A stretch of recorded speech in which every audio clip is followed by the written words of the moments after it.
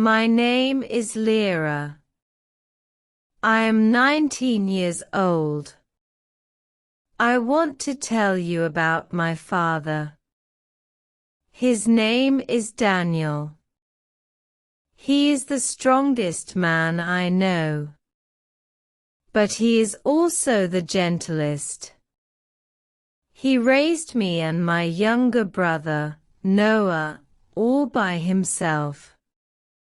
My mother left us when I was 7. She said life was too hard. She said she could not live in a small house with no money. One night she packed her bags and walked out. I cried and begged her to stay. But she never turned back. That night, my father sat on the floor with me and Noah. He held us in his arms. His face looked calm, but I saw tears in his eyes. He kissed our heads and whispered, "Don't worry, my little ones. I will never leave you." From that day, my father carried the whole world on his shoulders. He worked in a factory. The hours were long. The machines were loud. His hands became rough and full of scars. Every morning he left before the sun came up. Every night he came back when it was already dark. When he came home, he was always tired. His back hurt. His eyes looked heavy. But he never forgot to smile at us. He never forgot to ask, "Did you eat? Did you study?" He cooked for us, washed our clothes, and helped Noah with homework. Sometimes I would wake up in the middle of the night and find him sitting at the table. He had the bills in his hands. He looked at them with a worried face. I could see his tears falling. But when he noticed me, he quickly wiped them away and smiled. "Go back to sleep, Lira," he said. "Everything will be fine." Life was not easy. There were days when we had no proper food. We ate bread and water for dinner. There were winters when we had no heater. My father gave us his blanket and shivered all night. There were school events where other children came with both parents.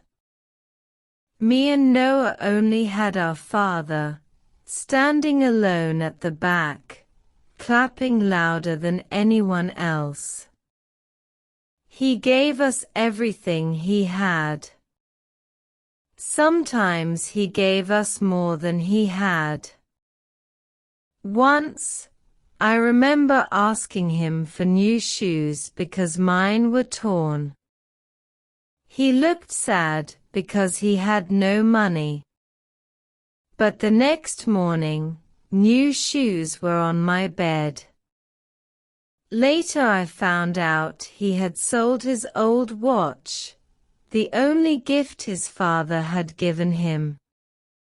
I cried, but he only smiled and said, "Shoes are more important than a watch." Years passed. I grew older. I began to see the deep lines on his face. I noticed his hair turning gray. He still worked day and night, but his body was weaker. Sometimes he coughed badly, but he still went to work. One evening, when I was 17, I saw him collapse near the door. I screamed and held him. His hands were cold. His breathing was heavy. We rushed him to the hospital.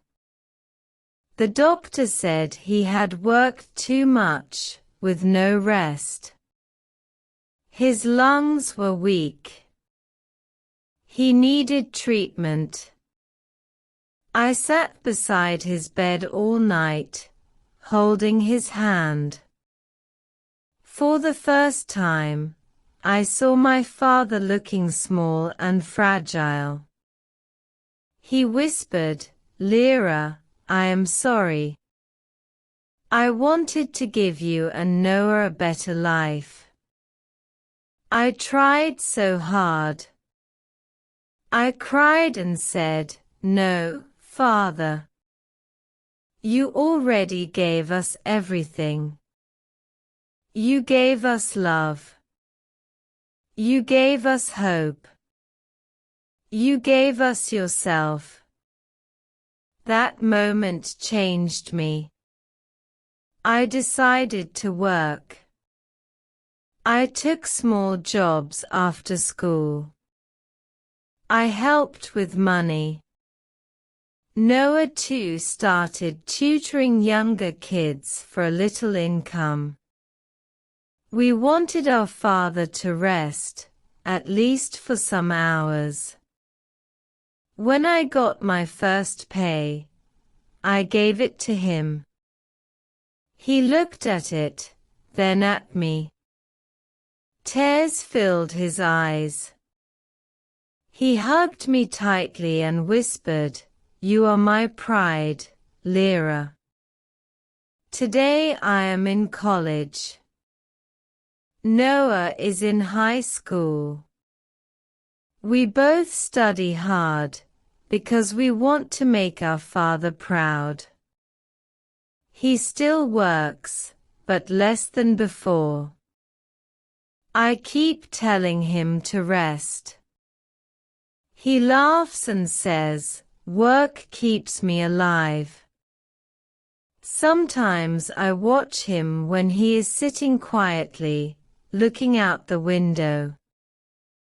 I know he still carries pain inside. I know he misses the life he never had. But he never complains. My father is not rich. He does not own a car or a big house. But he gave us something greater. He gave us courage. He showed us what true love is. He showed us that a parent's love does not need words. It is in the sacrifices they make. One day, I asked him, "Father, aren't you tired?" He smiled and looked at me.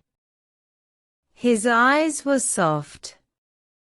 "I will be tired when I know you and Noah are standing on your own feet. Until then, I cannot stop." I hugged him, and I felt his tired heart beating against mine. I realized something important that day. Fathers also cry, but they hide their tears. Fathers also break, but they keep standing for their children. Fathers also dream, but they give up their dreams so we can live ours. I don't know what the future holds. But I know one thing. When I succeed, when I stand tall in this world, it will be because of him, because of my father who gave me everything, even when he had nothing. And I will make sure to tell the world, my father, Daniel, is my hero. He fought every storm for me and Noah. He showed me the meaning of love. If this story touched your heart, don't forget to like, comment, and share. Your support means a lot and helps us create more wonderful stories for you. So please don't forget to subscribe. Thank you so much for listening to my story.